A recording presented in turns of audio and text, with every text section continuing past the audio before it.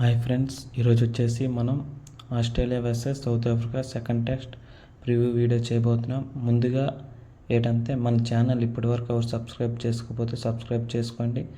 మన కంటెంట్ చూసి సబ్స్క్రైబ్ చేసుకోండి. మరెన్నో క్రికెట్ వీడియోస్తో మేము ముందుకు వస్తాం. ముందుగా టాస్ గెలిచిన సౌత్ ఆఫ్రికా బ్యాటింగ్ ఎంచుకున్నారు.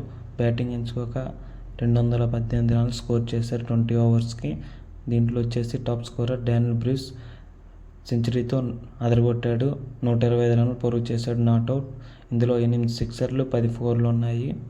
అలానే నెక్స్ట్ బ్యాటింగ్కి వచ్చిన ఆస్ట్రేలియా అంతగా స్కోర్ ఏం చేయలేకపోయారు. వికెట్లు కంటిన్యూస్గా ఫాలో అయ్యాయి.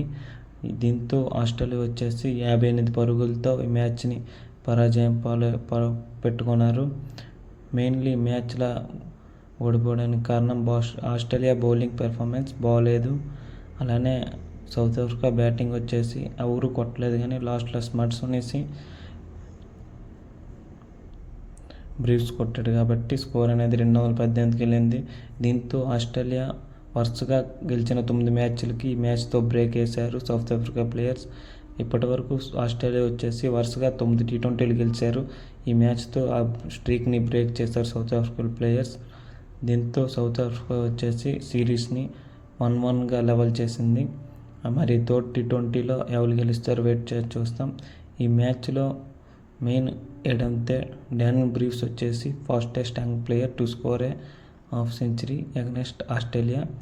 అలానే 125 top scorer, man of the match ఇచ్చారు డానియల్ బ్రూస్కి.